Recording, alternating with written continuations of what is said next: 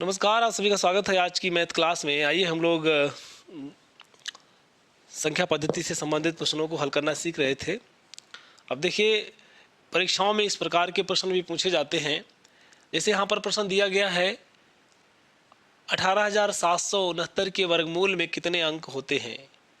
यानी कि यहाँ पर पूछा गया है कि इसका जो वर्गमूल निकालेंगे तो उसमें कितने अंक होंगे। ठीक है, वर्गमूल में अंकों की संख्या पूछी गई है कि इसका वर्गमूल निकालेंगे तो उसमें अंक जो होंगे वो कितने होंगे।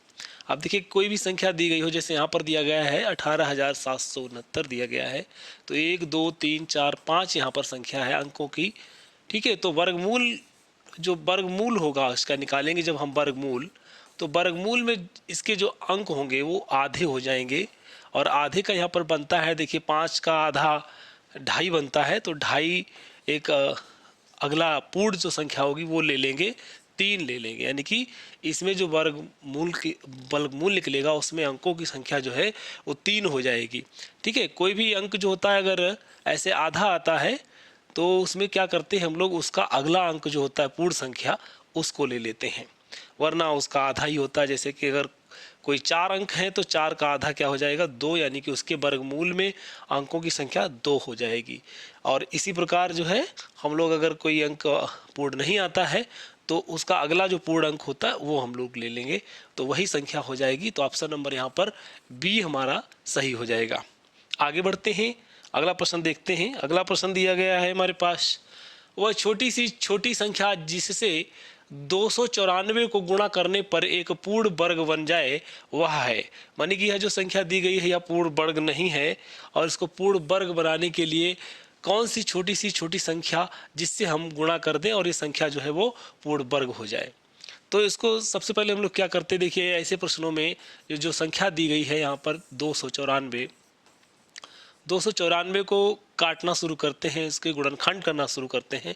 अब देखिए, गुणनखंड करते हैं तो सबसे पहले हम लोग 2 से करते हैं इसको, तो 2 1 कम 2, 2 चक्कू 8 और 1 2 सत्ते 14 है। फिर इसको देखते हैं कितने से कटेगा, 3 से करते हैं, 3 3 चक्कू 12 और 2 बचे, 3 नेम 27, फिर है 7 सत्ते 49 और 7 1 कम 7, ये कट गया।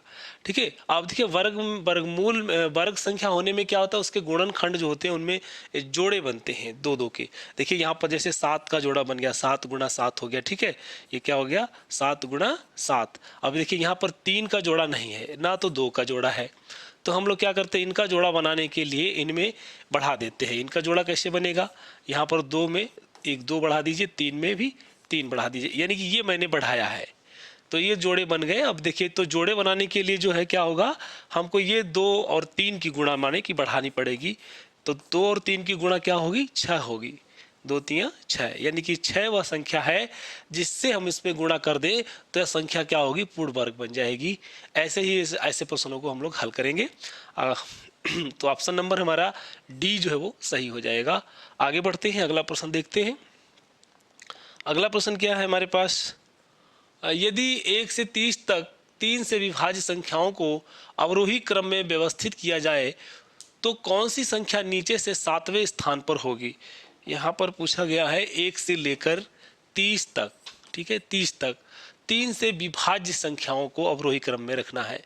तो 3 से विभाज्य संख्याएं कौन सी होंगी, देखिए इसके बाद में 3 होगा, 3 दूना 6 होगा, 3 3 9 होगा, ठीक है, और फिर 3 चक्कू 12 होगा, और इस तरीके से 3 15 होगा, और 3 छाक 18 होगा, 3 सत्ते 21 होगा, और 24 होगा, 27 होगा, 3 दशावन 30 ये दिया गया है।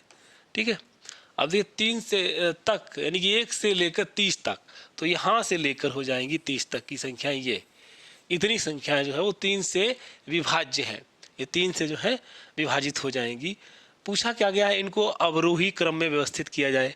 तो अवरोही क्रम क्या होता है, उल्टा होता है, यानी कि इधर से शुरू करें, यानी कि 30 से शुरू करें, 30 है, 27 है, और फिर ये 24 है, और 21 है, फिर 18 है, 15 है, फिर 12 है, और 9 है, फिर 6 है, फिर 3 है, इस तरीके से। तो कहा गया कि पीछे से 7वां अंक कौन सा होगा, यानी कि पीछे से का मतलब है नीचे से, कहा गया है नीचे से 7वां स्थान, यानी कि इधर से जो है वो 7वां स्थान क्या होगा।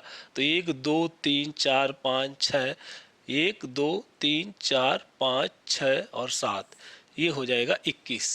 तो ऑप्शन नंबर हमारा डी जो है वो सही हो जाएगी। 7वां स्थान पूछा गया था।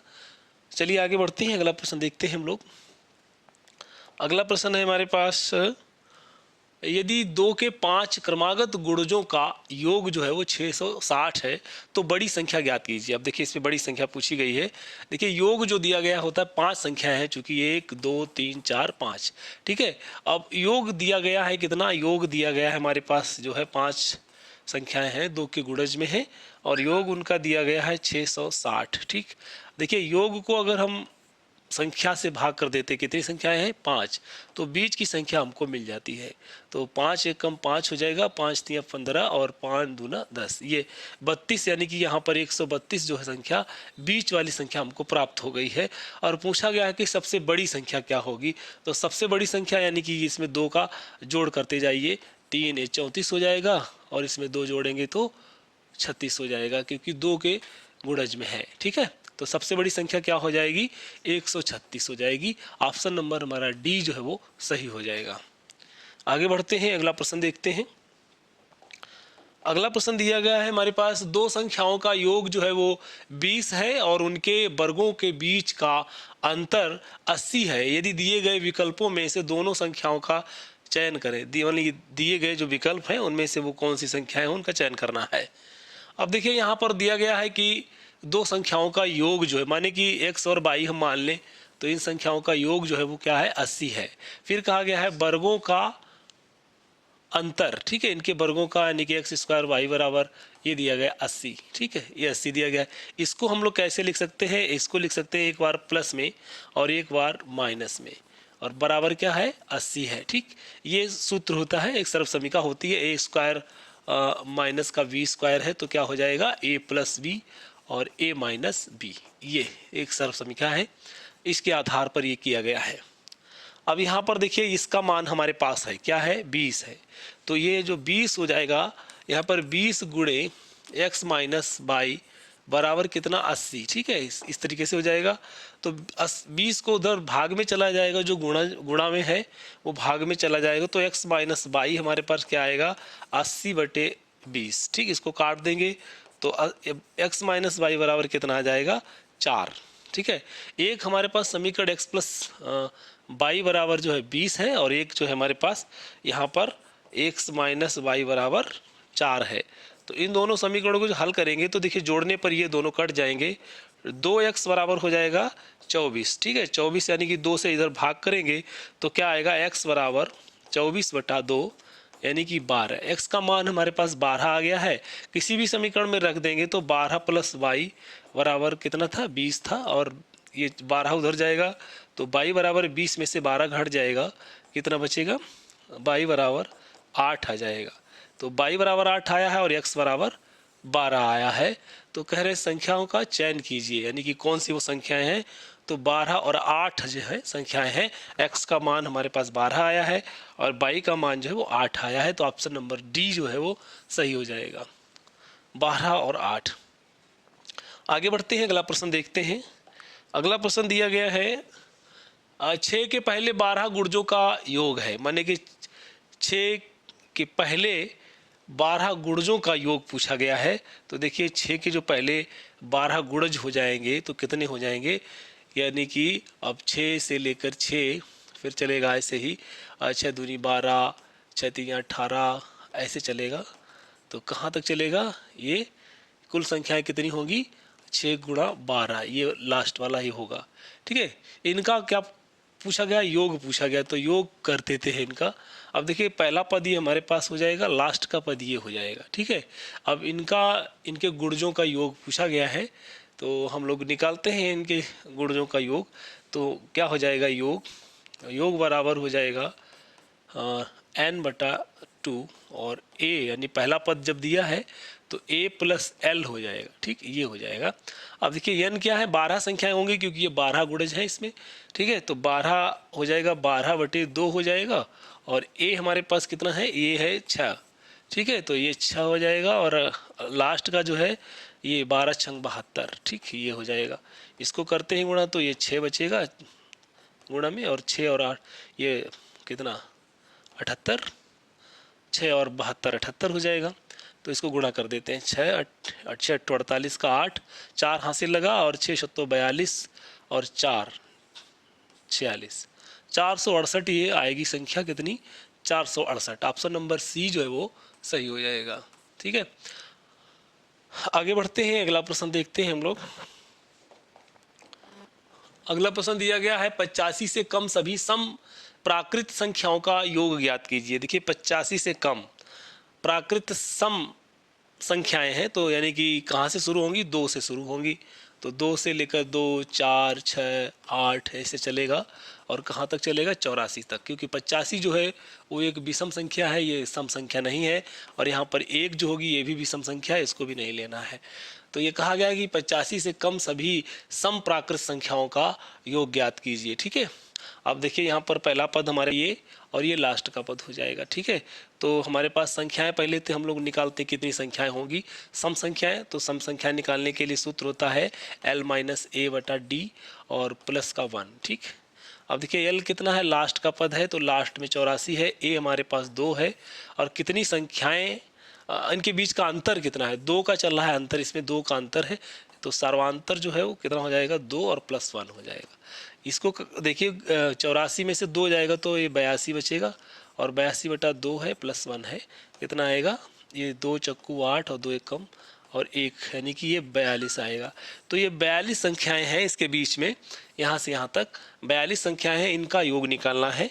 तो योग निकालने के लिए सूत्र क्या लगेगा, योग निकालने के लिए सूत्र लगेगा n/2 a + l।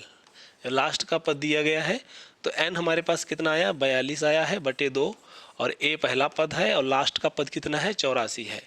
ठीक, ये 84, इसको करेंगे गुणा, भाग करेंगे तो कितना आएगा, 4 2 दूना 4, 2 एकम 2, और इनको जोड़ेंगे तो कितना आएगा, ये हमारे पास 86 आएगा। 86 और 21 की गुणा कर लेते हैं तो हमारे पास देखिए कितना आता है, 86 और 21 को गुणा करते हैं, ये आएगा 8 6 2 6 12 का 2 हासिल लगा 1 और 2 8 16 1 17, तो ये 6 और 10 की 0 1806, यानी कि ये आता है 1806। ऑप्शन नंबर जो है हमारा बी जो है वो सही हो जाएगा, 1806 इसका उत्तर होगा। आगे बढ़ते हैं, अगला प्रश्न देखते हैं। अगला प्रश्न दिया गया है 4 अंकों की सबसे बड़ी संख्या ज्ञात कीजिए जो एक पूर्ण वर्ग हो। देखिए 4 अंकों की सबसे बड़ी संख्या जो एक पूर्ण वर्ग हो, तो सबसे पहले हम लोग जान लेते हैं कि 4 अंकों की सबसे बड़ी संख्या क्या होती है। 4 अंकों की सबसे बड़ी संख्या जो होती है वो इस तरीके से होती है, 4 बार 9 लिखा रहता है। अब हम लोग इसका वर्गमूल निकालते हैं। ठीक है, इसका वर्गमूल निकालते हैं तो वर्गमूल जो है भाग विधि से निकालते हैं, तब हमको पता लगेगा। तो इसके जोड़े बना लेते हैं, कि जोड़ा बन गया। अब ये देखिए किसका वर्ग में फंस रहा है, तो यहाँ पर जाएगा केवल 9 नेम 81। ठीक है, तो ये 9 नेम 81 करा, 9 को इधर लिया। अब यहाँ पर कितना आएगा, देखिए ये बचेगा 8 और ये 1 बचेगा। ठीक है, फिर उसके बाद में हमारे पास अगला पद है 99, अगला पद उतार लेंगे, ये 9 और 9 2 मिलकर के 18 हो जाएगा। अब यहाँ पर देखिए कितने से इसको गुणा करें कि इतना आ जाना चाहिए। तो हम लोग क्या क्या करते हैं, देखिए अब इसमें एक है हमारे पास, तो 9 से करते हैं, तो 9 से करने पर कितना आएगा, 9 ने 81 का 1 हासिल लगा 9, 9 अट्ठे 72 और 9 अट्ठे 72 और 9 कितना होगा, 72 और 9 91, हाँ 7 लगे, 9 ने 81 8 लगे हैं। ठीक है, 9 ने 81 8 लगा, 9 अट्ठे 72 और 8 80 हुआ, 80 का 0 हासिल लगा, फिर 8, तो 9 एकम 9 और 8 कितना हुआ, 16 17। ठीक है, ये आया। तो अब देखिए इसमें से घटाइए कितना बचता है, तो ये बचेगा 8 और ये 9 बचेगा, और ये कितना है, 1 बचेगा, 198। ठीक है, अब 198 जो है ये ज़्यादा आ रहा है, इतना अगर हम लोग कम कर दे तो हमारा, यानी कि यहाँ पर जो इतनी संख्या आ रही है वो अगर इतनी होती तो हमारा पूर्ण वर्ग बन जाता। तो यानी कि 900 जो 9999 है, इसमें से हम लोग 198 घटा दें तो हमारे पास क्या बचेगा, 1 और 0 और फिर ये 8 और 9। ये जो संख्या है 4 अंकों की, ये सबसे बड़ी वर्ग संख्या होगी। ठीक है, तो ये हमारे पास क्या आएगी 9801। ऑप्शन नंबर जो है वो ए हमारा सही हो जाएगा। चूंकि ये तो वर्ग संख्या है नहीं, अब ये इतना बच जाता है, अगर इतना इसमें से कम कर दे तो हमारे पास जो बचेगी संख्या वो पूरा वर्ग होगी और 4 अंकों की होगी। ठीक है, तो इस तरीके के सवाल जो है वो इस तरीके से इस तरह लगेंगे। आगे बढ़ते हैं, अगला प्रश्न देखते हैं। अगला प्रश्न है हमारे पास, प्रथम 5 पूर्ण संख्याओं का गुणनफल कितना है। प्रथम 5 पूर्ण संख्याओं का गुणन। देखिए पूर्ण संख्याएं कहाँ से शुरू होती हैं।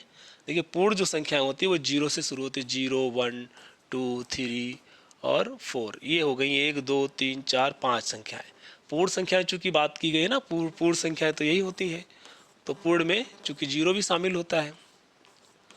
अब इनका क्या करना है, पूर्ण संख्याएं, इनका क्या करना है, गुणनफल कितना है। गुणन करेंगे, इनको गुणा करेंगे तो क्या हो जाएगा, इनकी गुणा करेंगे इस तरीके से, तो जब 0 से किसी चीज़ को गुणा करते हैं तो सारा 0 हो जाता है, यानी कि ये सब गुणनफल इनका क्या हो जाएगा, 0 हो जाएगा। ऑप्शन नंबर बी हमारा सही हो जाएगा। आगे बढ़ते हैं, अगला प्रश्न देखते हैं। अगला प्रश्न दिया गया है, अनुक्रम 2, 5, 8, 11 का 10वां पद क्या होगा।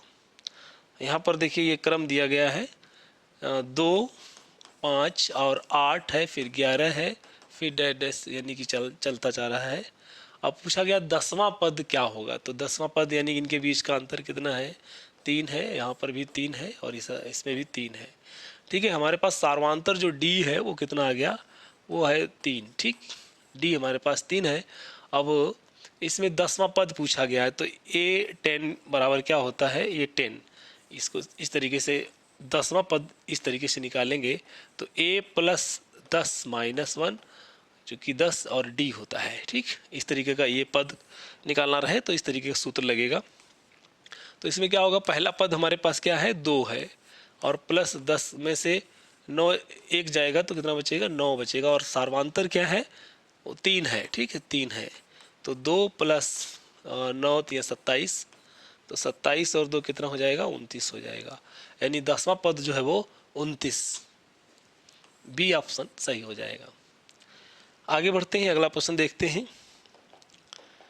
अगला प्रश्न है हमारे पास, 500 और 700 के बीच कितनी संख्याएं 11 से विभाज्य हैं। देखिए 500 से लेकर के 700 के बीच में कितनी संख्याएं जो है वो 11 से विभाज्य है। चलिए शुरू करते हैं। देखिए 500 है और फिर चले जाएंगे कहाँ तक, ये 700 तक। 11 से विभाज्य होने का मतलब क्या है, क्या इसको देखते हैं 11 से ये कटता है कि नहीं, मतलब 11 से ये 500 के बाद कौन सी संख्या है जो 11 से विभाजित होगी, उसको हम लोग चेक करते हैं। तो इसको सबसे पहले क्या करते हैं हम लोग, 500 को 11 से भाग करते हैं, तो 11 चौक 44 कितना जाएगा, 11 चौक 44, 6 बचेगा, यहाँ पर 60 आएगा, और 11 पंजे 55 करेंगे तो कम, यानी कि ज़्यादा लेना चाहिए क्योंकि अगली संख्या लेनी है। तो 11 छक्का 66, यानी कि 11 छक्का 66, यानी कि 6 इसमें और जोड़ दें, यानी कि 506 जो है वो अगली संख्या होगी। अब 11 जोड़ते जाइए, चूँकि 11 से विभाज्य होगी तो 11 जुड़ता जाएगा, तो अब 11 जुड़ेगा तो कितना आएगा, 517, और फिर 11 इसमें जोड़ेंगे तो कितना आ जाएगा, 11 जोड़ेंगे तो ये आएगा 528, ऐसे चलेगा। अब 7 से पहले कौन सी संख्या होगी जो 11 से विभाज्य होगी, तो हम लोग क्या करते हैं, देख लेते हैं, 11 से भाग करते हैं इसको 700 को। ठीक है, 700 को भाग कर लेते हैं, 700, तो 11 छक्का 66 जाएगा, तो हम लोग 66 लिख लेते हैं, 4 बचेगा, ये 0 40 हुआ। अब देखिए कम लेना है तो इससे कम लेना पड़ेगा, तो 11 या 33 होना चाहिए। ठीक है, 33 होता अगर ये, यानी कि 40 ना होकर के 33 होता तो ये पूरा पूरा विभाजित हो जाता। चूँकि कितना ज़्यादा है, तो 7 ये ज़्यादा है, इसमें से हम लोग 7 घटा दें, यानी कि 700 में से 7 घटा दें तो वो संख्या जो मिलेगी वो 11 से विभाजित होगी। ठीक है, ये बचेगा हमारे पास 693, 693। ठीक है, तो ये संख्या लास्ट में हमको मिलेगी 693, कितना मिलेगा, 693, ये है इसका पहला पद, ये हो गया। अब कहा गया कितनी संख्या है, तो वही संख्या निकालना है, तो n बराबर क्या होता है, l - a/d और प्लस का 1। ठीक, l कितना है, 693 है, और माइनस a कितना है, 506 है, और बटे इनका सार्वांतर क्या चलेगा, वही जिससे विभाज्य होगा 11, इनमें 11 का अंतर चल रहा है प्लस का 1। अब इसमें क्या आएगा देखिए, इसको घटाते हैं तो ये 13 में से 6 जाएगा 7 बचेगा, और यहाँ बचेगा हमारा कितना 8, तो 8 लिख लेंगे, और फिर 6 में से 5 जाएगा तो 1 बचेगा। ठीक है, तो इसमें बटे में 11 है प्लस का 1 है, तो 11 से काटेंगे इसको, 11 एकम 11 और 11 सत्ते 77 प्लस का 1, यानी कि ये 18 आ जाएगा। कितना आएगा 18। वो कितनी संख्याएं हैं, 18 संख्याएं हैं जो 11 से विभाज्य हैं।